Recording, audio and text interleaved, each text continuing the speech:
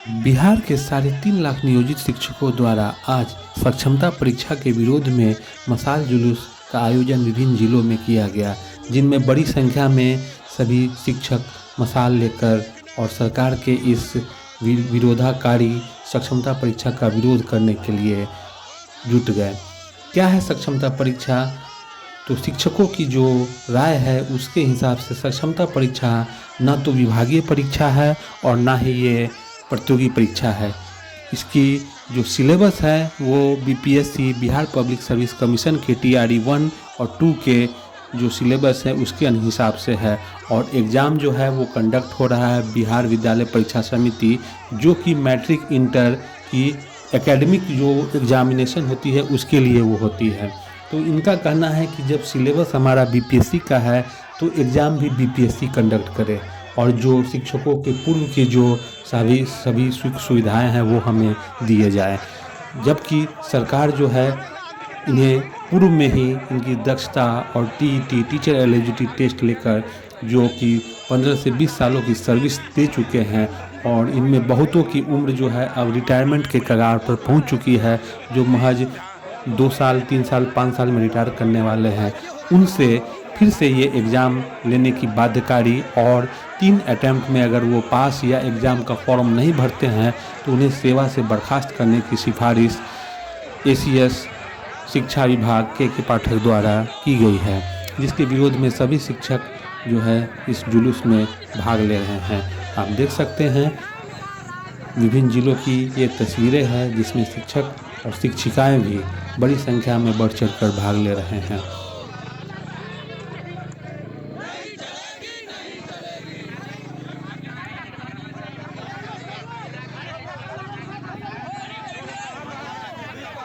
जहां मुख्यमंत्री एक और गांधी मैदान में कहते हैं सभी शिक्षकों के लिए कि एक मामूली सी परीक्षा का आयोजन होगा जिसके बाद ये सभी शिक्षक राज्यकर्मी हो जाएंगे, वही शिक्षकों का आरोप है कि जब मुख्यमंत्री ये बात कहते हैं तो फिर ये बीपीएससी का सिलेबस, और वो भी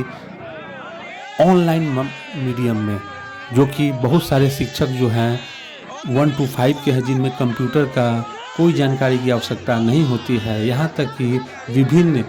राज्य सरकार के कर्मी भी हैं जिन्हें कंप्यूटर की जानकारी नहीं है, वो भी जो है सर्विस दे रहे हैं। तो फिर ये हम लोगों से जब बीपीएससी ऑफलाइन मोड में, सीटेट का आयोजन ऑफलाइन मोड में हो रहा है, तो ये सक्षमता परीक्षा के नाम पर बिहार विद्यालय परीक्षा समिति ऑनलाइन एग्जामिनेशन क्यों ले रही है? क्योंकि इसमें आधे से अधिक टीचर जो है वो ऑनलाइन एग्जामिनेशन देने में ही छट जाएंगे, और उनसे ये कहा जाता है कि आप 9 से 5 सर्विस देने के बाद जो है अपने नज़दीकी कंप्यूटर केंद्र पर जाकर वहां आप एग्ज़ाम का तैयारी कर सकते हैं ऑनलाइन मोड का। तो विभाग, क्या ये उन्हें नहीं पता, या फिर जो बुद्धिजीवी है जो ये कहते हैं कि हाँ वो जब वहाँ जाकर कर सकते हैं, क्या उन्हें नहीं पता कि एक मनुष्य की कार्य क्षमता निर्धारित है कि वो इतने घंटे तक ही काम कर सकता है, उससे ज़्यादा जो है वो नुकसानदायक है। तो क्या कोई आदमी 9 से 5 बजे तक काम करने के बाद फिर पुनः अपने नज़दीकी केंद्र पर जा कर के कंप्यूटर का ज्ञान हासिल करे, और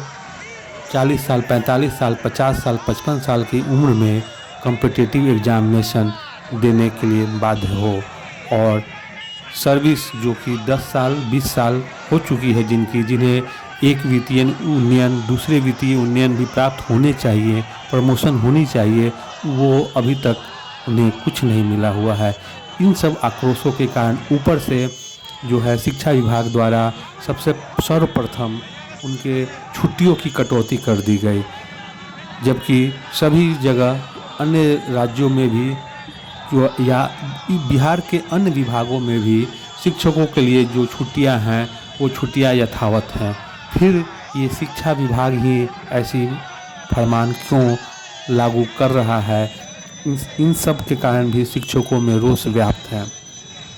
दूसरी बात कि पहले पूर्व जो था वो 10 बजे से 4 बजे तक विद्यालय का संचालन होता था, क्योंकि बच्चों की भी एक सीमा निर्धारित है शिक्षण की, उससे ज़्यादा पढ़ाने से कोई फ़ायदा भी नहीं होता है, ऐसा जो है शिक्षा प्रेमी और बुद्धिजीवियों का मानना था, और जो कि सत्य भी है। ऐसे में 9 बजे से लेकर 5 बजे तक पढ़ाई की सोच जो है वो क्या है वो आप ही समझ सकते हैं। तो ये इन सबों के कारण भी महिला शिक्षकों में ये रोष व्याप्त था कि जैसे कुछ पर्व होते हैं जिनमें जल भी ग्रहण नहीं किया जाता है, उसमें भी छुट्टी कटौती कर ली गई है। उसके बाद ये 3 जिलों का जो है ट्रांसफ़र, ज़बरदस्ती ट्रांसफ़र पर इनकी मांग थी कि ऐच्छिक ट्रांसफ़र दिया जाए, जो अपने गृह जिले से दूर हैं वो अपने गृह जिले में आ जाएं, जबकि यहाँ विभाग द्वारा 3 जिलों का फॉर्म के समय ही भरने के समय ही आवेदन मांग लिया गया है। उसके तदनुपरांत उनसे फॉर्म भरने के बाद उसकी हार्ड कॉपी निकालकर विद्यालय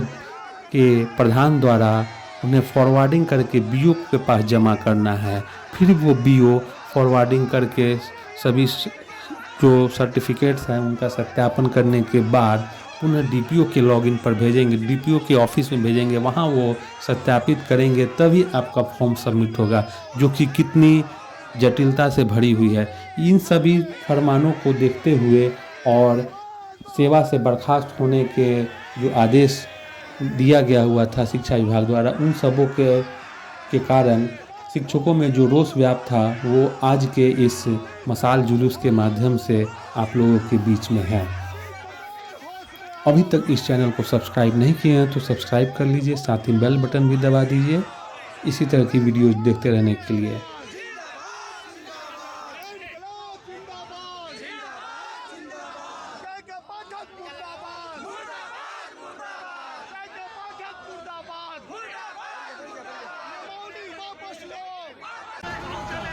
आज के पाठक के विरोध में मशाल जुलूस, लंबी कतारें, जहाँ देखिए दूर दूर तक